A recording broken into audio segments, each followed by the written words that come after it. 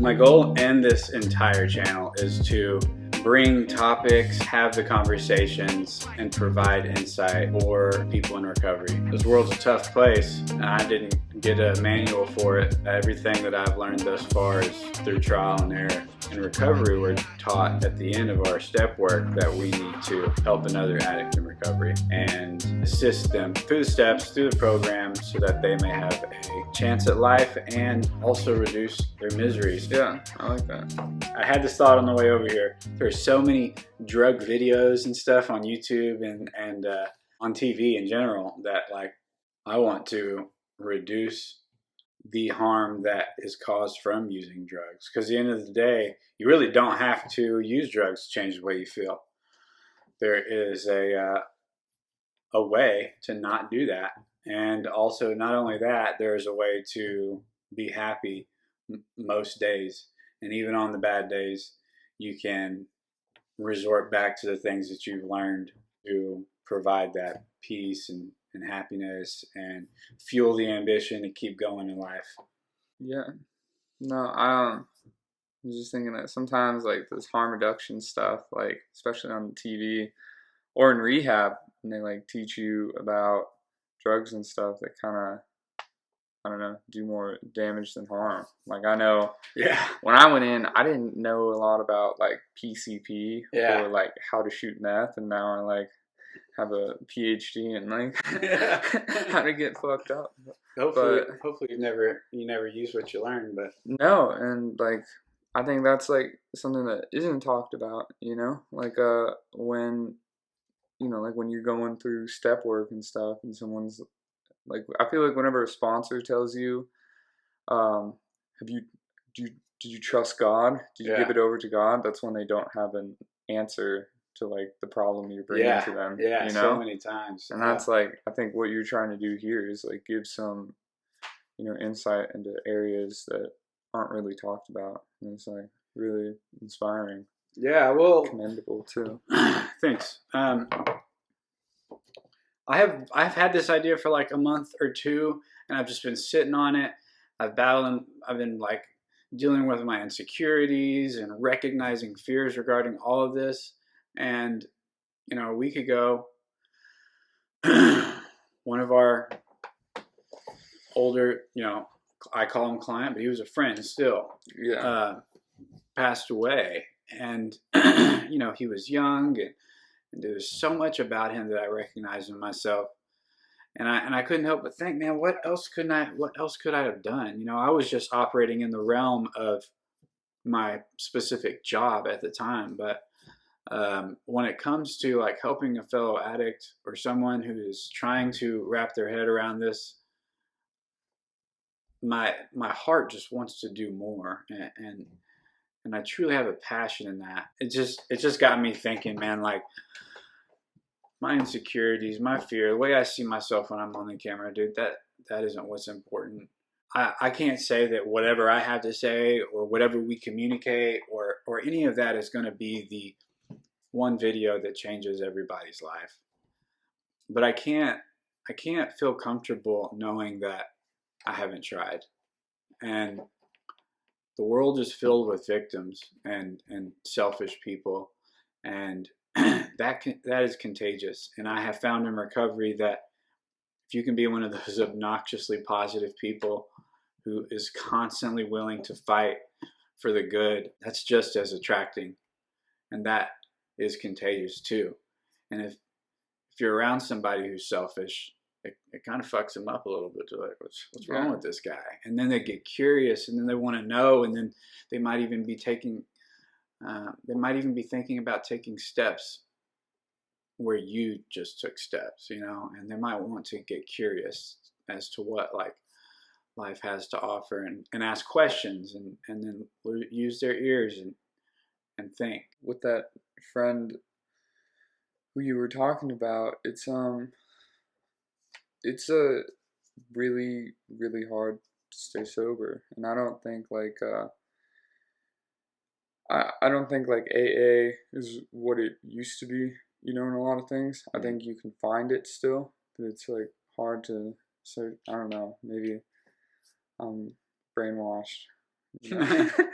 But I think like one of the biggest things that I've noticed that is, you know, brought me closer to like darker places, you know, faster in sobriety, you know, that really made me um kind of disconnect from God or my higher self or what I'm trying to do is like social media. And I know that's been like beaten by a dead horse, but like I know that friend especially, you know, was really really into that, and it's hard to not like, you know, because when you're newly getting sober, you know, like it's just kind of like battling with temptation, you know, and Yeah.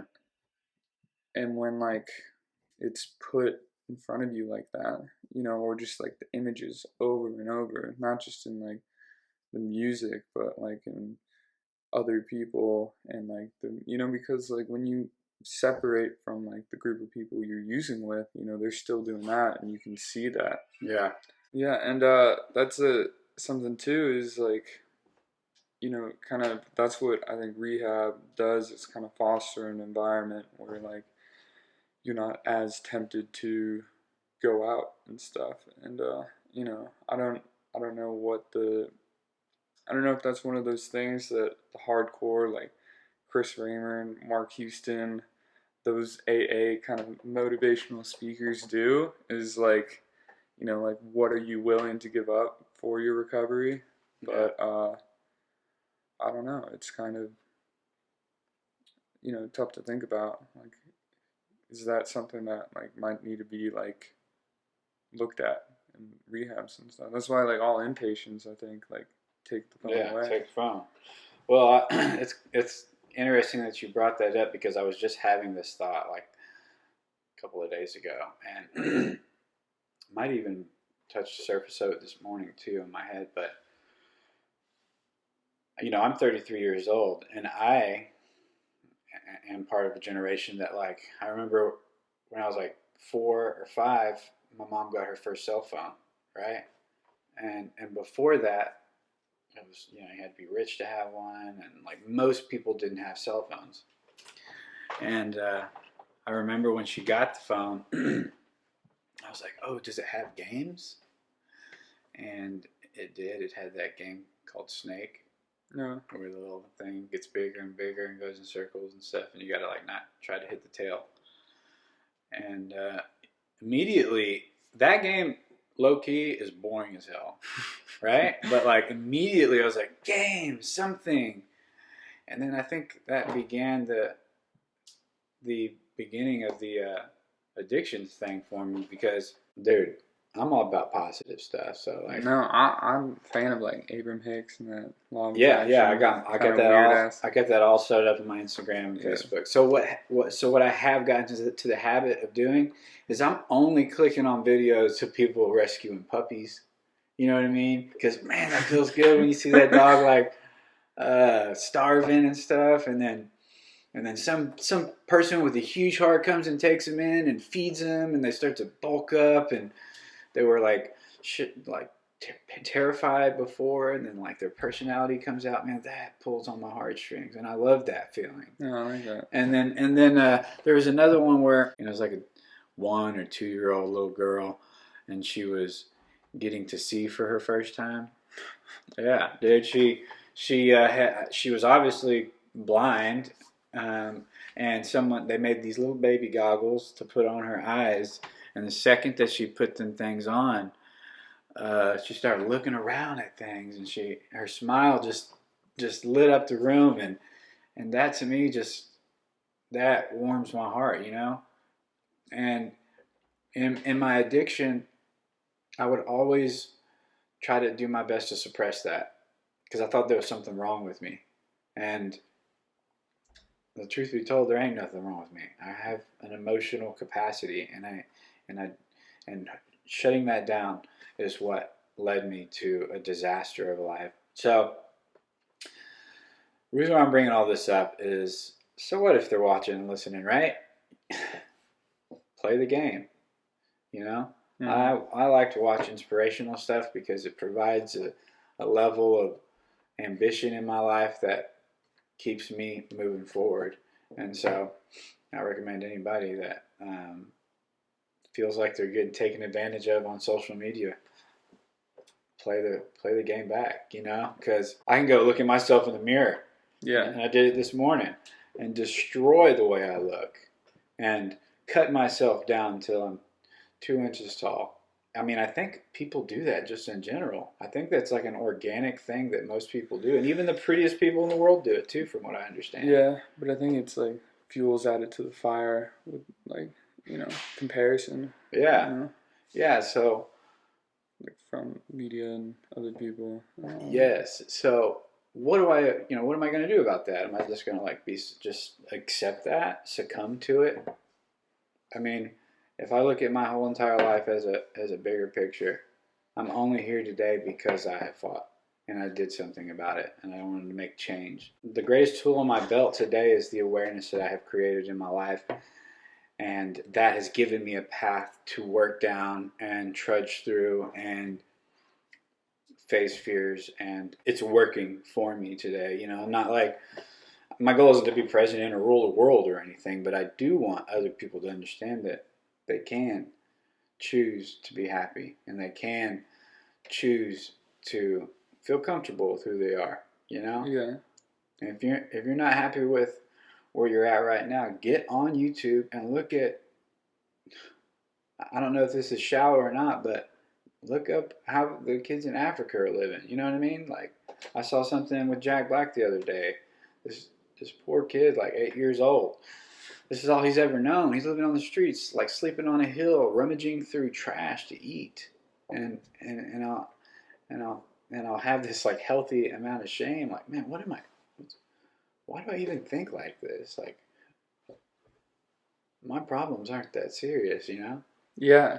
No, I think gratitude is one of the like most important things, not just like for sobriety, but maintaining any kind of like serenity or contentment. Mm-hmm. And that's like what I think a lot of people who come into AA, whether they're like addicts or not, like they have this like kind of unrelenting standards, like they think that like if they're not okay with themselves and what's around them, in like a fear-based way, they will like be better than the person next to them, Mm-hmm. and that like causes like a lot of like successful things to come out of it, because when you're constantly pushing yourself and trying to like never settle, like Mm-hmm. you're going to accomplish great things, but it's also like, like there's a reason why Aspen has like 7 times the national suicide rate. It's because like it's lonely at the top when you like go down that road, and that's like something that was so kind of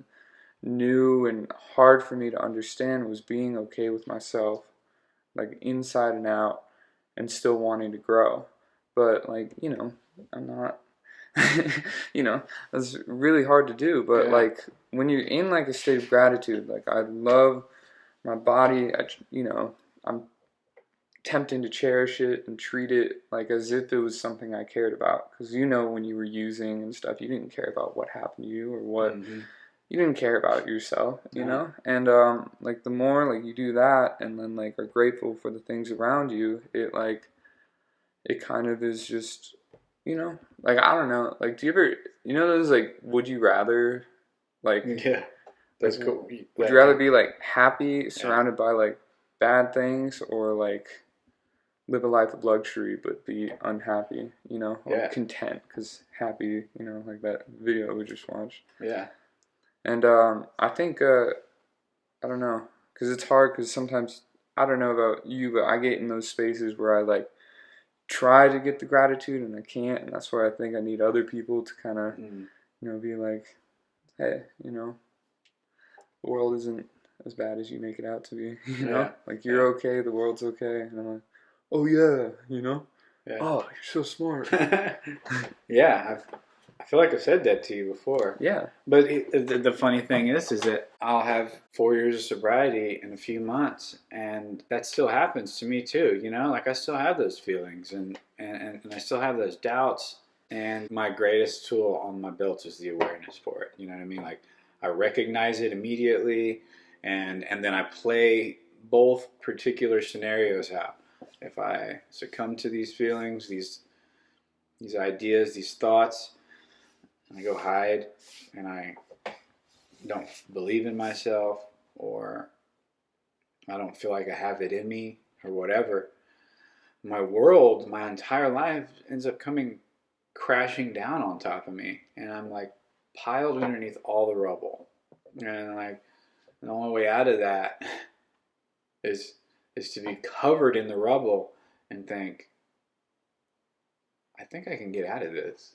I think I'm strong enough to move this out of the way. I think I'm strong enough to move that out of the way and get out of this rubble. Go buy some glue, some super glue, some gorilla glue, and go try to piece it all back together and remember this process going forward for the rest of my life, because it was those thoughts that started that. No, and I think that's like so important. And that's what like a lot of like early sobriety and all is that self efficacy, like your belief in your ability to do things. Because when every day you're saying, I want to stop using, I don't want to end up in X, Y, or Z, and then you keep doing that, like it's really hard to believe you can do anything, and that's why like little tiny things like opening up a bank account, or like simple things like or getting a job, like and holding it and like those kind of things, like what start to like build it up, and then when you start seeking those bigger things, and that's like it takes humility, because when you come in you're like fucked, but, absolutely. I probably need to watch my language, but well, I'm not. It doesn't matter. Anyways, the reason why I think it's so important, we call this growth and discomfort, or just talking about this stuff. It is uncomfortable. All the things that have been profound in my life started from a uncomfortable place. I'm still working on that title, but I know that I want it to be something like that, because me and whoever decides to continue this series along the way is a brave individual, and we know what we're getting ourselves into, and we know what the full capacity of all of this is. But usually a lot of us find ourselves in that situation without any help, and there isn't a whole lot of advice out there to get somebody out of it. And there isn't, like I said, there wasn't a manual of life, and we have to rely on each other as brothers, as we had to look at each other like family and think, does this person have everything he needs? Does he have the full understanding of this entire situation to get out of it? And that's what I want this YouTube channel to be about. I want it to be a thing that someone could go to and recognize, connect with on these videos, and say, okay, dude, I feel exactly like that. I know exactly what that person's feeling. I know I've been there. I may be there right now. Whoever it is, whoever ends up being on the camera, this guy I relate to. I'm curious. I'm genuinely curious how he is not like the way he just described, because that's how I feel right now. I want to get out of this, and it doesn't cost any money to do this. It doesn't. We're not out here seeking millions of dollars. We just want to provide a resource for individuals that are struggling in this world. Yeah, and you have helped me specifically, and I think it's because you've been through, what I'm trying to do. Like you're farther down in the process, and that's like what's so cool, and like what I wish, I kind of had, because a lot of times, like, I feel like in AA, like, people go to, like, people with 30 years sobriety because they must know this in and out, but sometimes they're so far removed from, like, how it was that it's, it's hard to, like, relate and connect, like, sometimes the best sponsors are people who have, like, a year sober, or that kind of thing, and that's, like, what I feel like is a really hard to phase, is that, like, 2, 3, 4, 5 year, like, thing, because I feel like after you get 2 years, you're like, all right, I'm in this. And like the magic starts to go away and stuff, and then it's hard, and you don't have like things aren't as pressing because you have everything on the outside kind of okay, and so it's hard to like maintain that level of motivation and all that. And so like I think like you still have that fire going, which is really cool. Like you setting this whole thing up and just helping people, and it's like it's really cool to see. Well, thank you. Yeah. I just want to say regarding that, it's like I have done the step work, and my sponsor is like, all right, you ready to help? And there was this instance in like around the 6th or 7th step that I was like, dude, this thing is so live, bro. Like, I just want to like tell everybody about this program. Like, I did that. This is changing. Sorry, Elijah. This is changing my entire thinking, and for once I feel so excited about the future, and I was like, well, how do I get somebody who's not really ready to quit using on this deal? And they're like, dude, this is about attraction, not promotion. And I was like, what? And I was like, what do you mean? He's like, can't I say something or do something to lure them in? And he's like, no, dude, you just have to work on the attraction part. And so I've lost a lot of nights of sleep thinking how I can create attraction for somebody who I want so badly to get sober, Yeah. And so that caused me to change my character a lot. And over the past 3.5 years, I do get compliments or whatever, or thank yous or whatever. And that does hit me on a certain level, but the highest I have ever been is whenever I connect with a human being, I share my experiences and strengths and provide hope, and then looking at them in their eyes, and they kind of got this look on their face, like light bulb. It's the light bulb look on their face, and they're like processing it, and they're like coming out of it, and like, dang, is this is real? And then like, and then to watch them like make use of that and exercise it, and then, dude, watching them grow that's like the high that never comes down. They just keep growing and growing and growing, and I'm not the person. I don't want to ever take responsibility for that, because there's no way I could. They did the work. I just try to say some words that, because I'm not that smart, and I'm not like the most educated in English. So like, I just say what makes sense, and sometimes I got to Google words, but I enjoy the challenge, and I use the history of my past to drive that. I don't want anybody to go through what I went through, and maybe to some it's not that bad, but to me it was pretty tough, and I'm constantly doing what I can to decorate my attraction enough to dress it up in a way that could be appealing to that person that isn't ready for recovery yet. He said his attraction, not promotion. My addict mind is like, I can manipulate that up, because I'm probably still addicted to getting people sober.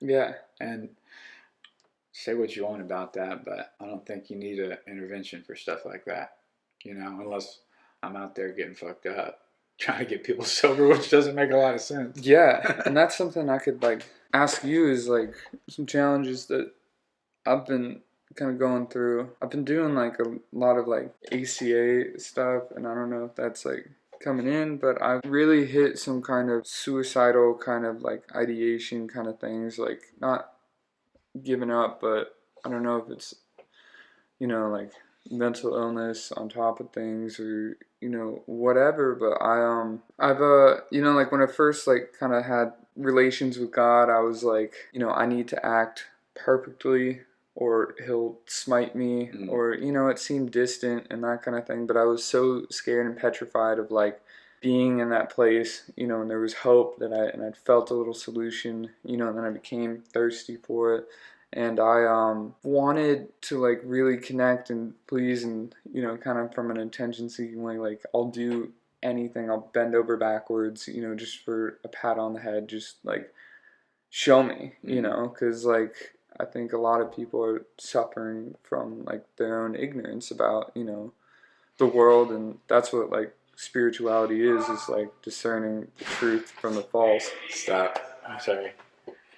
I hate that. I had already been through stuff in my childhood. I was looking for something to not focus on myself. You know what I mean? You know, I watched this documentary called Social Dilemma, and I'm sure you've seen it, right? It's insane. It's insane to think about. And I don't think it's a conspiracy. I really truly believe that this is a real thing, because I've said so many things. I said something about cars multiple times, and you know, Facebook's pulling up cars for me, and that kind of tripped me out a little bit. But I also thought, how can I make this work for me? You know what I mean? If this thing's listening to me, and it's bringing me things that I think that I want to hear or see.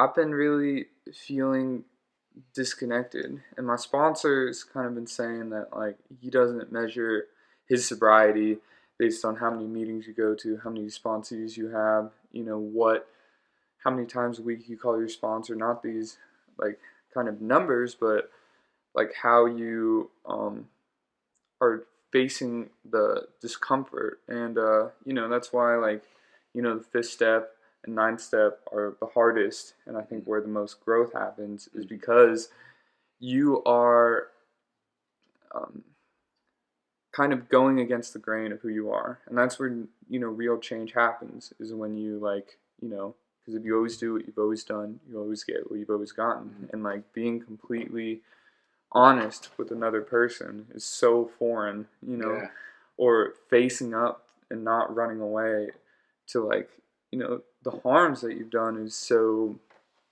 you know, life changing for a lot of people.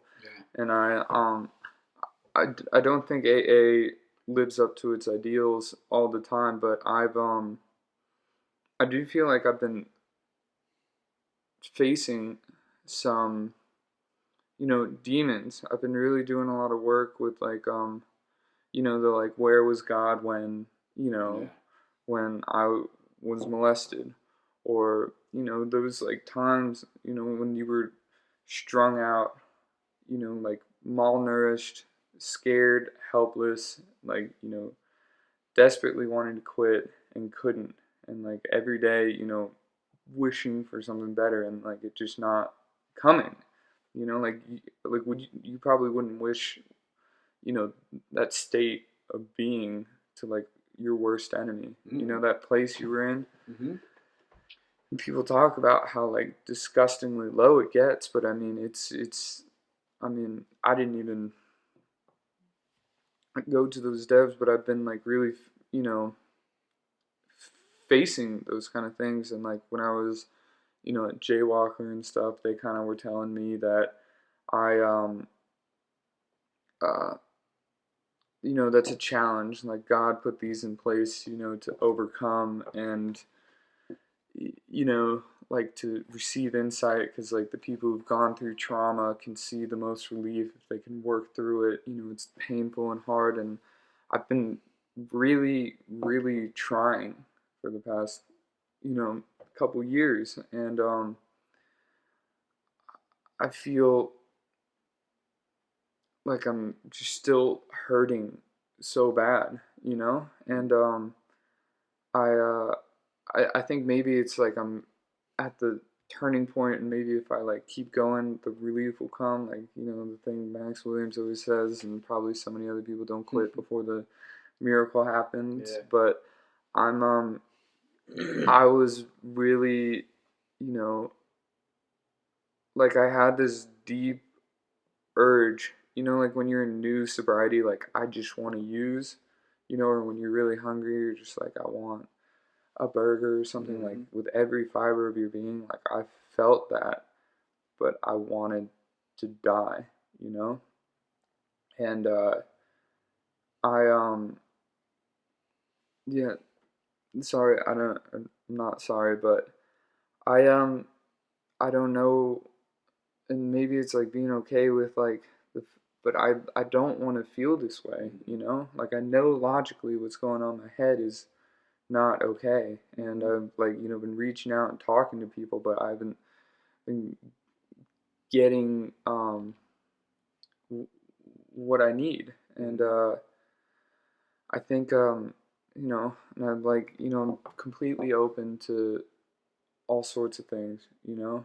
Like when like Elijah called me, I was like, you know, I want to investigate what he's talking about because like he, you know, like Yeah. who am I to say what's right and wrong? You know, I'm not God. Who am I to like determine who's right and who's wrong? You know, Jehovah's Witnesses might have it figured out, or you know, maybe Scientology is the answer, but no one will go because all the I don't know.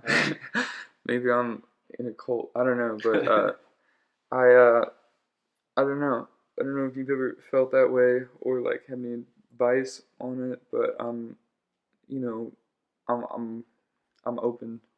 Well, I thought this was really interesting that you want to bring this up because not that try to take in the message and not so much every little word of what I'm saying because it's going to be probably kind of long. But last night I had I've been working in treatment for a while, lived in Midland for a while, and I made a number of incredible relationships with a bunch of really cool individuals, and a lot of us experienced long-term recovery together, and we had amazing fun all the time. And one individual in particular, he was young, he just turned 21. I called him last night, or no, he called me because I sent him the new Mortal Kombat trailer, and he didn't recognize the phone number because I got a new phone number, and he's like, "Hey, who is this?" And I like 3 words in, I immediately knew he was drunk, right?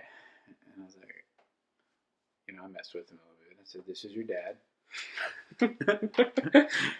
It's just classic Tanner character there, and he's like, "Dad?" And so, Dude. Anyway, I can just imagine that. Just him like, oh, just sobering up. You know that adrenaline pulls. Like it's like when a cop pulls you over. You know. Yeah. So, anyways, I was like, "No, it's Tanner." He's like, "Tanner," you know. It's so crazy to hear from you. I haven't heard from you in forever, and then so we just began to engage into a conversation, and ultimately, it led to me bringing up the idea that his drug use is causing a major problem in his life, and it's like starting to affect his his ability to think and make rational decisions. And then he was like, "Man, what if he just started hitting me with 100 what ifs? What if everything's designed to keep us enslaved? What if we never really had a choice? What if, you know, we're just all fucked?" And I was just like, "Yeah, dude, like those are all great questions. You're not the first one to ever ask those though either. And there's been way smarter people in this world that have lived on this planet and still never figured out the answers to those." And what he was doing was creating this like platform for him to stay in his misery and continue to do what he's doing right now, which is ultimately keeping him trapped in his apartment, leaving just to go work, just to get drugs, just to get high. I mean, that was the cycle there, and he was creating a scenario for him to stay there and remain the victim, and so on and so forth. And so I brought up treatment, and then naturally he was a little bit balky at the idea, and then he started going in a different direction that had to do with like some dark stuff, right? Like killing people and all this and that. And I don't really want to talk about it too much in detail, just in case he ends up watching this video. I don't want him to think that I'm using him. because he's already kind of skeptical of the world. But the reason why I'm saying this is because it was an awesome opportunity for me to re-engage back into his life and to maybe redirect some thinking that he had and bring some stuff that I have personally been through. Like for me, we were just talking about this, law of attraction. I've read that book, The Secret, multiple times. But not only that, I've watched the documentary on Netflix at least 80 or 90 times. Yeah. Right? My mom loved it. I grew up with it. Yeah. And so I think someone needs to understand that so much more than just hearing it one time, because the law of attraction is a exercise. It's something that you do every day, and it's something that you bitch slap negativity in the face with. You know, it's something that you fucking destroy depression with. I'm not saying that that's like the cure for depression, right? There's a wide range of different depressions, and some of it's circumstantial and clinical and all that. Listen, I'm not a doctor. I can't say that I have the answer for that. But I do know that whenever I'm having a rough day or more speed bumps pop into my life than I was expecting, I have trained my mind to think that this is a good thing. And I see it as a bad thing, but like in my mind, I'm like, okay, well, shoot, like there's probably something amazing that's about to happen because of this. I just lost my job, and sure, I felt hurt and betrayed, and I felt like I had friends, and then I felt like maybe they weren't my friends, you know. If you consider the entire situation, but the longer I stayed in that place, the more that festered and marinated and turned to something worse. And it just goes against everything that I've learned over these past 4 or 5 years, 6 years, you know. I'm still like, the most valuable asset in my life still is sobriety. It's still my communication skills. It's the ability to dive into my brain and extract the words that I need to in order to sift through life. Mm-hmm. And I wish that I could just, you know, I've always described my brain as just like the scribbly line, just, you know, so pen, no paper, and someone doing scribbles. And the longer I get sober, it kind of evens out. It looks more kind of like a heartbeat line. Deep, deep. You know, each up and down is good and bad throughout my life, but it's still going in a linear direction. And my thinking's the same. It's so much. There's so much more peace in my life today. Even being unemployed during the pandemic, you know, there's still so much peace. I still have incredible relationships with people. I still know that everything that in my life, that if anything, what has happened to me over the past month is extraction of less than quality people in my life. And I get to focus more on the quality people. I'm an obnoxiously positive person. My glass is always half full, overflowing. And I'm happy to be that guy. It means the most to me to be that guy. Misery. If misery loves company, positivity should love some company too.